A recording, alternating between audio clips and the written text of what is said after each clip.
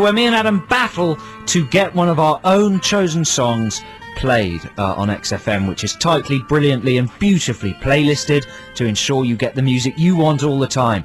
But we're only allowed to play one song of our choice. Adam, what are you voting for this week? Okay, so this week I am going with some Randy Newman. Who? Randy Newman is known to viewers of animated films for his saccharine hits like "You Got a Friend in Me" and Toy Story and things like that.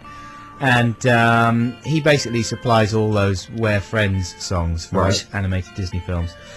But, of course, he had a brilliant career in his own right, still does, as a composer of very bittersweet songs that seem to be coming on all sweetness and light, but actually have a very dark underbelly.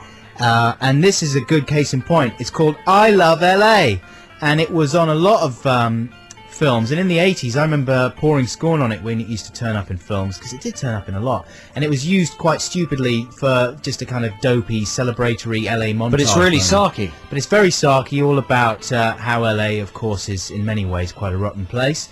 But it's a great tune, nevertheless. And you can kind of, even though it's sort of grumpy, it's very uplifting. Anyway, I'm going for I Love LA by Randy Newman. Okay, good choice, Adam, good choice. But I think you can resign yourself to a defeat when I announce that this week I've chosen David Bowie with the song from the soundtrack of the film.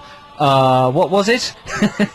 Don't tell me it's Labyrinth. Labyrinth, that's correct. And the song is called Underground. It's a terrific song all about little puppet creatures that live underground, similar to Fraggle Rock, but, you know, more adult and dark. Bowie plays the Goblin King.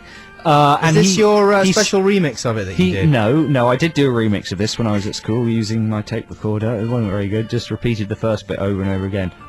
Underground, that sort of thing.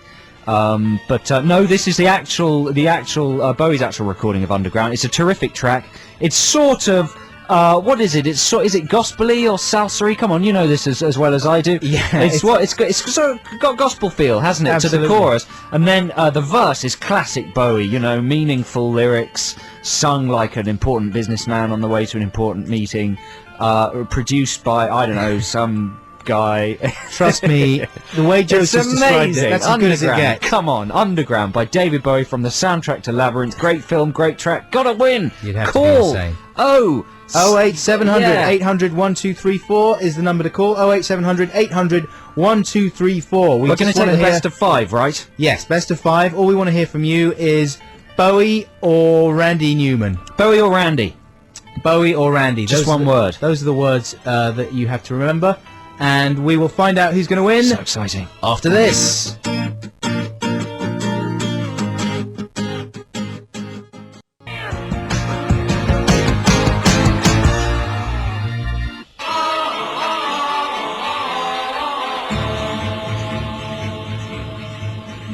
You're listening to Adam and Joe on XFM. We're reaching the closing moments of our show and get one free play each week. There's 2 of us, so we have to decide which of our choices to play. In fact, you decide. We've got 5 callers on the line. They're going to vote for either David Bowie with Underground from the soundtrack of Labyrinth. Basically, it's going to win. Or Adam's track that's probably going to lose. Randy Newman with I Love LA. So 5 callers on the line lined up. We're not going to chat to you. We're just going to ask you to say either Bowie or Newman, best of 5. Let's start with Scott. Hello, Scott. What are you voting for? Bowie. Thank you, Scott. That's one for Bowie. Well voted, intelligent man. Now let's go to Lisa. Lisa, who's your vote? Bowie or Newman? Newman. Yes, thank you very much, Lisa. 1-0. Tense stuff. Let's go to Andrew. Andrew, is it going to be Bowie or Newman? It's got to be Bowie. Andrew, well done. So that is Bowie with Underground in the lead. Newman being crushed into the dirt. One more for Bowie and Newman gets it in the net. Come on, you people. What are you thinking about? Randy Newman, classic songwriter versus Bowie, also classic songwriter with terrible song. Okay, caller number 4. Ella, is it Bowie or Newman? Newman.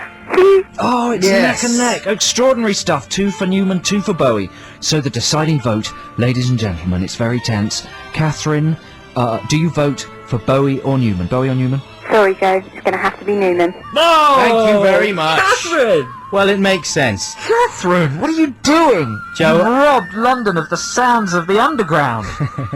You've taken the Muppets away from the listeners. Oh, the Muppets have been taken away from the kiddies. Next week, I will get Underground by Bowie in somewhere. We have to leave you now. Thanks very much for listening.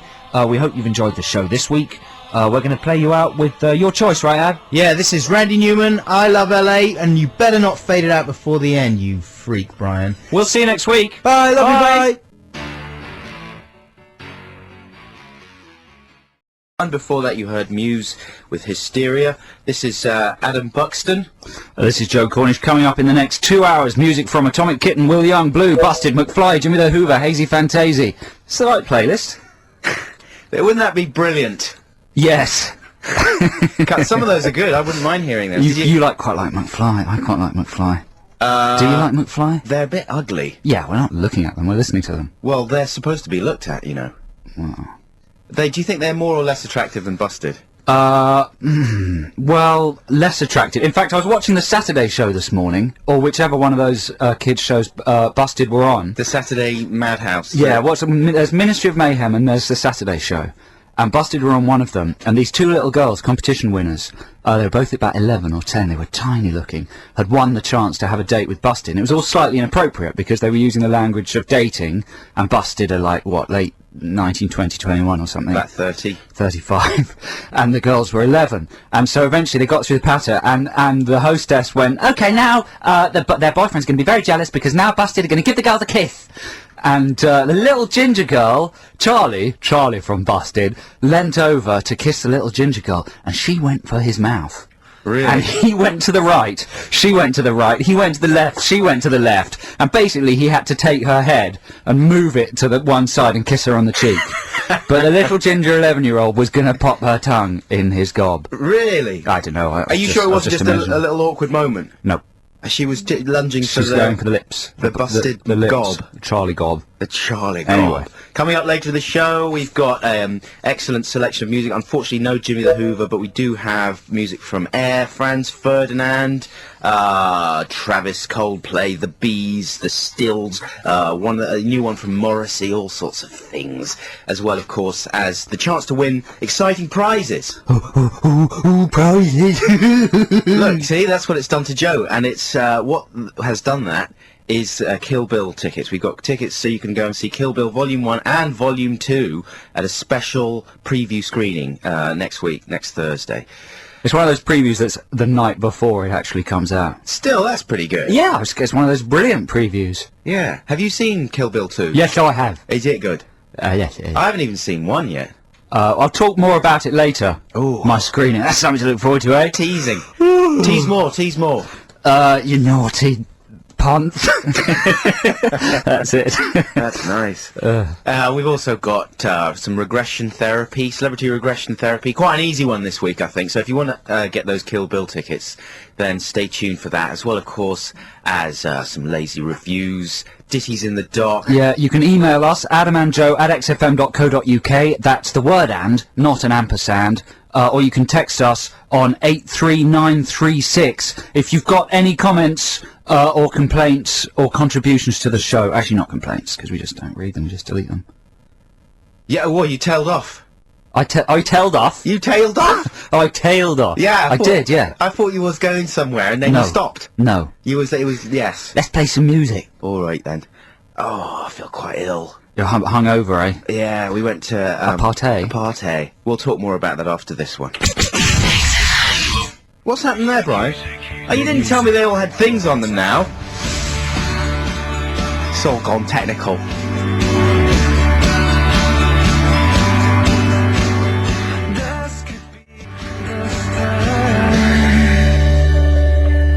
That's Snow Patrol with a song called Chocolate. Do you know, I'm so pathetic that just the word chocolate makes me slightly giggle.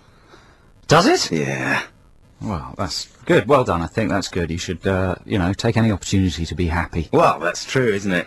I noticed that we've got a song from Aqualung coming up very shortly. I think the guy from Aqualung was at the party last night. Wasn't he? I don't know. I didn't notice that.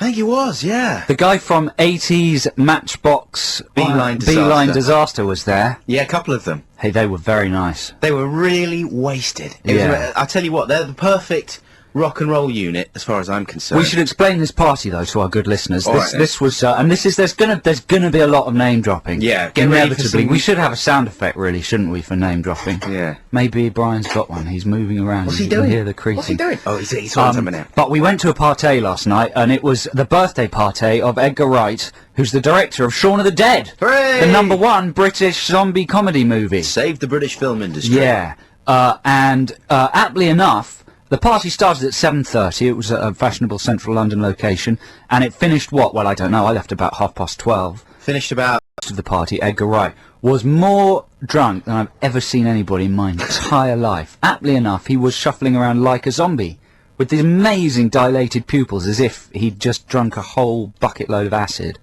stumbling around, unable to speak. In fact, he'd have fallen over if the party wasn't so packed that it was physically impossible to fall over. Yeah. Yeah. And I feel like falling over now, actually. You know what? I didn't drink. Did you not? Nope. Not because you were driving. I stayed stone cold sober, and I feel excellent. I feel worse than I felt for about 10 years, I think. Who else? Let's drop some more names. David. Well, I still don't know how to say it. Walliams. Williams. That's Brian. That's the doorbell. Doesn't sound like a name dropping. Don't do that sound anymore, Brian. No. Thanks for doing it, man. Thanks for making the effort. Cheers, it's a good effort. Well, we'll do it one more time. Okay, who else was there? Who else was there? Oh no, Martin no, come Freeman on. from The Martin Office. Freeman. Simon Pegg. It just sounds like they're at the door. Martin Freeman's here. Who else? Simon Pegg, various people from the League of Gentlemen. In fact, at one stage I went down to the toilet on the next floor down. Yeah, because the one upstairs was so round. Yeah. They were unisex toilets, aren't they there? I think, I don't know. Or was it just chaos? a free-for-all, yeah. And there was a guy in the lavvy on his mobile phone, and he was talking to his mate while he was having a whiz, and I come in and he goes, "Oh no, I've got to stop talking now, celebrity alert." You must have been so happy. I was so happy. And and then I said, "You don't know who I am." And he was like, he kept on going on about it, as if he was trying to flatter me, which he was. And he's saying, "Oh, you'll never guess who's in here with me. I can't talk. I've got to go out. I'll tell you all about it." I was like, "What? Come on, you don't know who I am." Sure enough, I finish my whiz and I go out and he's on the phone and he's going, "Oh, here he is again. Here he is. Hang on. Sorry, who are you?" And he said, "Which one are you?"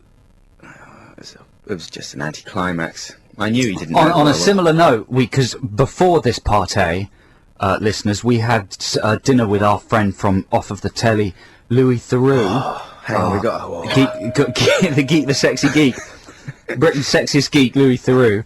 And we both get quite upset because he gets recognised all the time by like adults. Adam and I occasionally get recognised by children or teenagers. Yeah. But Louis gets recognised by grown-ups who actually think he's intelligent for some reason. And so I was just walking down the street and I was thinking, "Oh, this is going to be awful. Any minute now someone's going to come up and hassle Louis." But no! Someone shouted, "Adam!" At me! Hey! Joe. That was alright. That's half a result. Exactly. And Louis got completely ignored. Yeah. This is how pathetic you become when you've been on television for like a couple of weeks late at night. This guy God, it's in the bizarre. lavvy said on the phone, he was saying to his mate, "Oh, you should go. I've been upstairs at this place. You should see it. It's a celebrity turkey shoot." Oh, good film. Yeah, I thought, brilliant. I'm at a celebrity turkey shoot. It was excellent. 80s Matchbox Beeline disaster. I was saying, I just thought were brilliantly behaved because they were clearly out of their minds. But really nice. It's like the more wasted they got, the nicer they got. Yeah. But they were but being nice in quite a frightening way. Yeah. You know, like just sort of really shaking hands quite firmly with you and really staring at you like going, "All right, man, yeah, you're brilliant. Yeah, it's good to see you, man, yeah." And he kept on like hanging off the side of this stairwell in quite a frightening, like he's going to die any second because he's on acid or something way, even though I'm sure he wasn't on acid. But it looked as if there was going to be a genuine 80s Matchbox stairwell disaster any second. Oh, what a night. Exciting beginning. What's this? To a song, isn't it? There we go.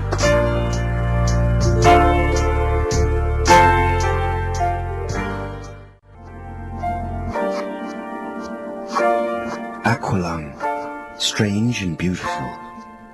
You're listening to Adam and Joe on Is that the name of the song or is that your critique? Oh, it's the name of the song. Both. Oh, we're supposed to play ads now, isn't it, Brian? You're not worried? Oh, well, tell you what, coming up in a second, folks, we got some adverts. Wicked. Oh, speaking of which, oh man, it's going pretty well. My segue, Joe. Stop whispering, it's creepy. Okay, sorry. Speaking of adverts, quite a lot of important ads